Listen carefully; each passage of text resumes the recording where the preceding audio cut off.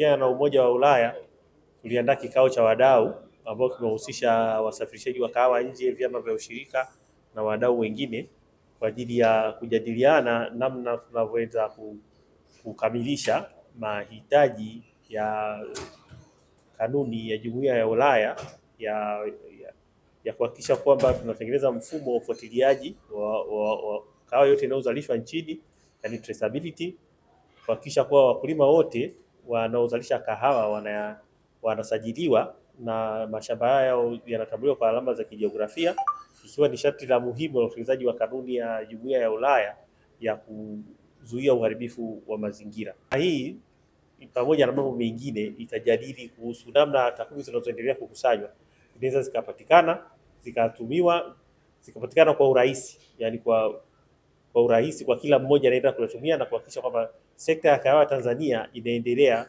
kulifikia soko la Umoja wa Ulaya ambalo linanunua zaidi ya 60% ya kahawa inayozalishwa nchini, na hilo soko liendelee kuwa muhimu na liendelee kutumika kwa wazalishaji wote nchini. Changamoto tunayokutana nayo wakati wa zoezi la kukusanya ni bado kuna uoga wa especially wakulima wa kwamba zoezi la kukusanya taarifa zao na mashamba yao ni kwa ajili ya ushuru, lakini ukweli ni kwamba ni utekelezaji wa hiyo kanuni ya Umoja wa Ulaya kwamba kufikia mwisho wa mwaka huu kwamba mtu yoyote anayesafirisha kwenda kahawa kwenye soko la Ulaya, hiyo kanuni inamtaka awe hiyo kahawa yake inajulikana haijazalishwa katika shamba ambalo limeharibu mazingira kabla ya mwaka 2020.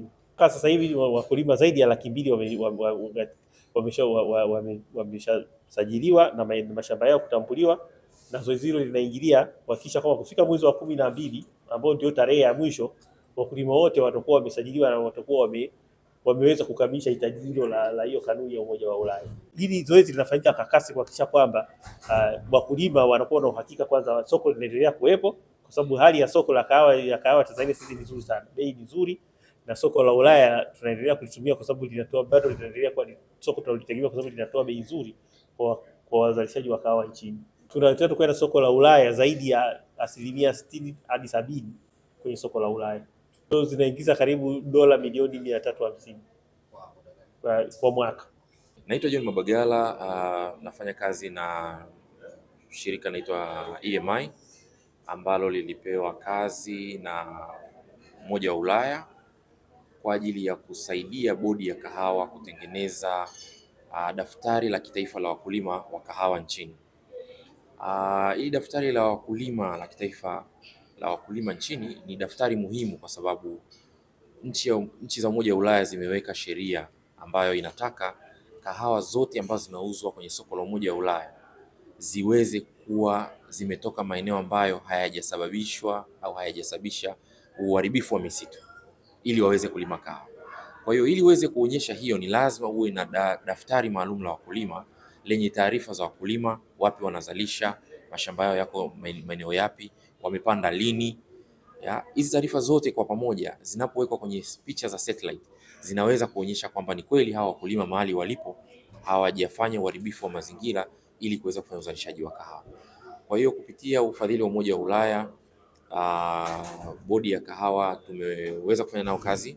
Tumeweza kuwa na usajili wa wakulima karibu 150,000 nchini, mikoa miwili ya Kagera na Songwe kwa kuanzia, ambapo tumefikia mashamba 200,000 mpaka sasa. Na mpango ni kuendelea na hii kampeni kukamilisha nchi nzima ili zoezi la usajili wa wakulima na usajili wa mashamba ya wakulima wa kahawa ili kuweza kuendelea kulishika lile soko la Umoja wa Ulaya. Kwa nini hitaji hili la kusajili limekuja sasa? Hitaji hili limekuja kwa sababu ya sheria mpya ya Umoja wa Ulaya inaitwa EUDR ambayo inataka mtu yeyote ambaye anauza kahawa au mazao yako mazao kama 7 ambayo ameweka kwenye sheria ile, lakini tukizungumzia kahawa ni kwamba lazima uwe umezalisha kahawa bila kuathiri au kuharibu mazingira kwa maana ya ukataji miti. Kwa sababu hiyo ikatulazimu tuwe na daftari la kitaifa la wakulima ambao inaonyesha wako wapi, wanafanya uzalishaji kwenye maeneo gani, kwa maana lazima sasa tuchukue coordinates ambazo zikiwa kwenye satellite unaweza ukayaona yale mashamba yalipo. Kwa hiyo kila unapouza kahawa nje ya nchi, kwa maana soko la Ulaya, lazima iambatane na zile coordinates ambako mashamba umetoa kahawa ile. Kwa hiyo kutokana na zoezi hilo sasa tayari tumeanza kama nilivyosema hii campaign, na mpaka sasa tumeshasajili mashamba karibu 200,000 na mpango ni kumaliza mikoa mingine ambayo bado haijaingizwa kwenye daftari hili la kitaifa la wakulima wa kahawa. Changamoto zilikuwepo, kubwa ilikuwa ni kwamba unapofanya usajili wa wakulima bado kuna fikra kwamba kila usajili wa wakulima unapofanyika au usajili wowote, basi labda kodi mpya inaletwa na serikali. Kwa hiyo wakati zoezi hili likifanyika kule vijijini, wakulima baadhi walikuwa wakigoma kujitokeza, wakifikiri kwamba wakisajiliwa kwenye mfumo huu wa serikali basi italetwa kodi mpya. Lakini tulishikiana na wadau mbalimbali, bodi ya kahawa wakiongoza zoezi hilo, halmashauri ambazo tulikuwa tukifanya zoezi hilo, halmashauri 10, 8 za kule Kagera na 2 za mkoa wa Songwe. Kwa pamoja tulifanikiwa kuelimisha ili waweze kujitokeza, lakini bado tunahitaji juhudi za wadau mbalimbali kuelimisha wakulima, hasa kwenye mikoa mingine ambayo zoezi hili linategemewa kuelekea, ili waelewe kwamba zoezi hili ni la kurahisisha upatikanaji wa masoko, na wakati huo huo unaposajiliwa kwenye database ya bodi, maana yake unawezesha bodi ya kahawa kuweza kupanga mikakati yao ya kuwasaidia wakulima. Kwa mfano, ikiwa serikali inataka kutoa ruzuku ya miche, lazima iwe inajua wakulima wako wapi, wako wangapi, wanahitaji miche kiasi gani kwa msimu unaofuata. Kwa hiyo unapokuwa umesajiliwa kwenye ile daftari la wakulima la kitaifa, ni rahisi kwa bodi ya kahawa kuandaa ile mipango na kufanya utekelezaji. Kwa hiyo wakulima wasidhani kwamba ni swala la kodi mpya, hapana.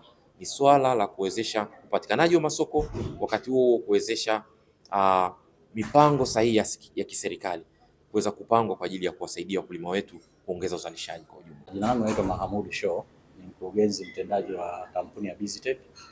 Kampuni ya BizTech ni kampuni ya Kitanzania ambayo inajishughulisha na utengenezaji wa mifumo ya kidijitali kwenye sekta ya kilimo. Kwenye mradi huu sisi ndio tulipewa kandarasi ya kuunda mfumo wa usajili wa wakulima na kuweza kusaidia kwenye uchakataji na ukusanyaji wa taarifa za mashamba, yani zile coordinates, kwa ajili ya kutumika kuweza kukidhi hitaji la EUDR au kirefu chake ni European Deforestation Regulations, ambazo zilikuja kwetu na kwa nchi nyingine kwa mazao mbalimbali yatakayohitajika kuingia kwenye mpango huo.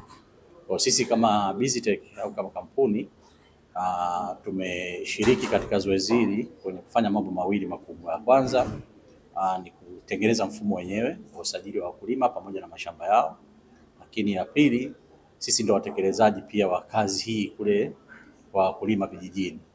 Kwa hiyo katika kipindi hicho chote cha utekelezaji wa mradi huu toka mwezi wa 8 mwaka jana mpaka sasa hivi tumefanikiwa kuboresha mfumo wa usajili, kuweza kupata takwimu sahihi, lakini tumefanikiwa pia kusajili mashamba zaidi ya 200,000 ambayo yataingia kwenye mpango huu kwa awamu ya kwanza.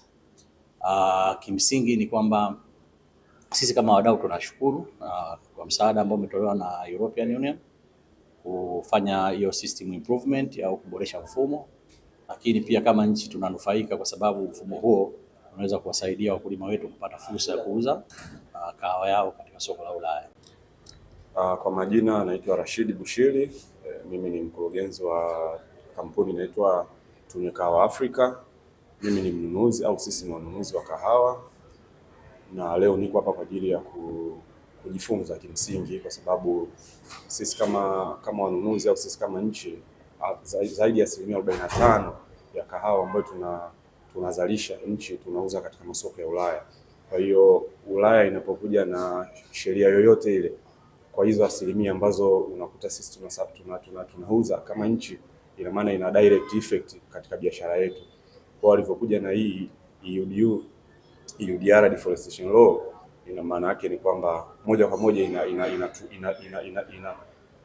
yani hamna tunapoikimbilia ukiwa kama wewe unasafirisha kupeleka soko la Ulaya. Kwa hiyo lengo kubwa ni kutaka kuelewa sheria inasemaje, na kwa sababu hatuna jinsi tunaweza tukaikimbia, maana yake ni lazima tuendelee nayo. Kwa hiyo kwetu sisi tunajifunza, lakini tunaona kabisa kwamba itakuwa ina manufaa kwa sababu tuna utegemezi mkubwa wa hilo soko. 45% ni kahawa, almost nusu ya kahawa tunazalisha inaenda katika masoko ya Ulaya. Kwa hiyo ni vyema, lazima tuelewe soko linataka nini, wanunuzi kwa sababu ndio wanatupangia wanataka nini, ili tuweze kucomply, tuweze kuuza katika soko lao.